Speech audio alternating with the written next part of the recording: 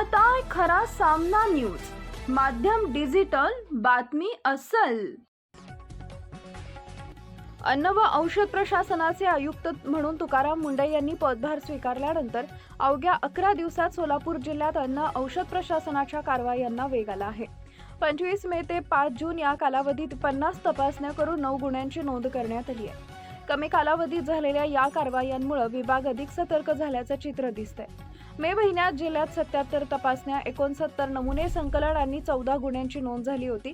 मात्र मुंढे यांनी पदभार स्वीकारल्यानंतर अवघ्या 11 दिवसातच 50 तपासण्या झाल्यानं कारवाईचा वेग वाढल्याची चर्चा सुरू आहे। अन्न पदार्थ विक्रेते, हॉटेल व्यावसायिक आणि भेसळ करणाऱ्यांमध्येही या कारवायांमुळे सावधगिरीचं वातावरण निर्माण झाल्याचं दिसत आहे। जिल्ह्याच्या ग्रामीण भागात दूध भेसळीचा प्रश्न गंभीर बनलाय। जिल्ह्यात दररोज सुमारे 25 लाख लिटर दूध उत्पादन होत असून सांगोला, माढा, पंढरपूर, मोहोळ आणि माळशिरस तालुक्यात भेसळीच्या तक्रारी सातत्यानं समोर येत आहेत। तुकाराम मुंढे हे पशुसंवर्धन व दुग्ध व्यवसाय विकास विभागाचे सचिव असताना दूध भेसळी विरोधात विशेष मोहीम राबवण्यात आली होती। त्यामुळे आता अन्न व औषध प्रशासनाच्या माध्यमातूनही या प्रकारांवर प्रभावी कारवाई होईल अशी अपेक्षा व्यक्त होतीये। दुसरीकडे सोलापूर शहरात मावा विक्री आणि गुटख्याचा प्रश्न कायम आहे।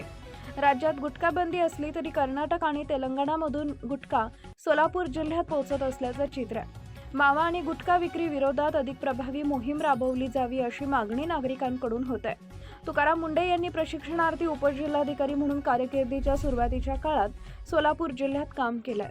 त्यानंतर नोव्हेंबर 2014 ते 2016 या कालावधीत त्यांनी सोलापूरचे जिल्हाधिकारी म्हणून काम पाहिले।